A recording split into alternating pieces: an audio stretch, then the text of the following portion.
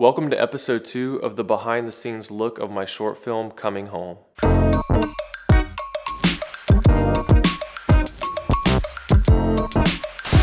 Hey everyone, Camber here, back with you, and today we're talking about finding locations and actors as well as planning your scenes for a film.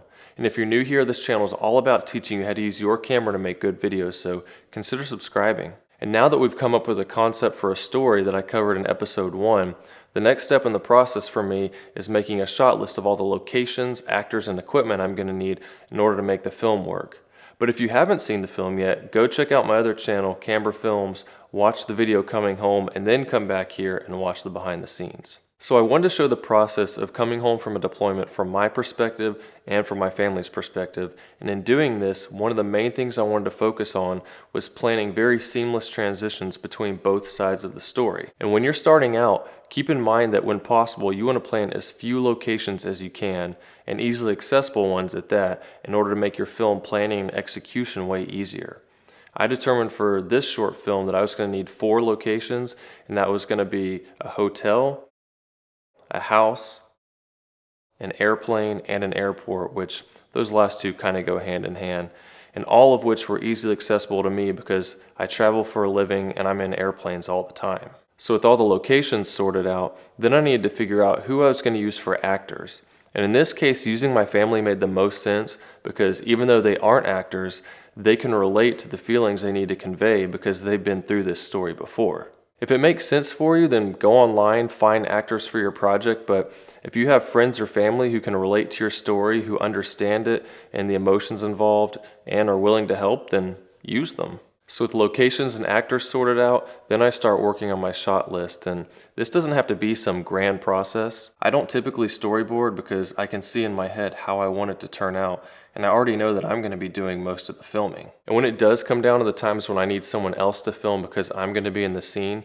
then I'll typically just grab another person, put them in my part, and film it really quick so I can show whoever's operating the camera what I'm looking for, and it usually turns out pretty well. So for shot listing, what I do is simply just take out my phone and start making a list of shots that I need to get at each location. And because I was working with non-actors, most of whom were children, I wanted to keep the dialogue to a minimum and simply show context by objects in the scene. And because of the time differences from us being on different sides of the world, I wanted to show that it was really early in the morning for me while it's still the day prior for my family. And to do this, I showed the early morning time on my clock and then had the kids show that I was coming home tomorrow on their calendar since they were still in the prior day. I had my wife mention that it's already tomorrow for me because of where I was that fit the context of the scene. But for him, it's actually already tomorrow, because he's all the way across the ocean. Really? Mm-hmm. And finally showing a sunrise for me while at the same time it being sunset for them. Then comes deciding on your opening scene. And I don't know why, but people tend to always want to start off with an alarm going off and someone waking up to show that it's really early. But our minds don't need to see every little detail to get the picture. And honestly, that's a pretty boring first shot. What you want is for your audience to be intrigued and stay engaged. And having someone lying in bed and waking up to an alarm clock is pretty cliche. And I've done this before. Let me know in the comments if you have too, but I get back and look at my footage and think, well, that's a boring shot. So I decided to start in the bathroom getting ready to go. And from there, I tried to plan as many seamless transitions as I could, going from my situation to my family's throughout the film. And then I built the scenes around these transitions and then tried to build in ways that I could best tell the story. The hotel was me being alone and getting ready to leave early in the morning, and then transitioned from me opening a door to the kids coming out on the other side of the door. The kids were excited that it was the last day before I come home and they want to mark off their calendar, and then it switches to me marking off the same day. Then I had me looking out at the sunrise while they're looking out the same way at the sunset, then pulling a curtain and making coffee because I've been up for a long time, which transitions to the next day for my wife getting coffee for herself in the morning.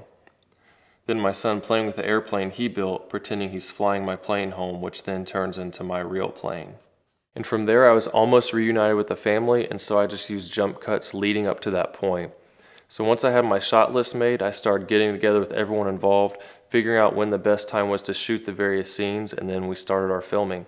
In the next episode, I'm going to go over all the camera settings and equipment I use for each of the scenes, so stay tuned, and I'll see you soon.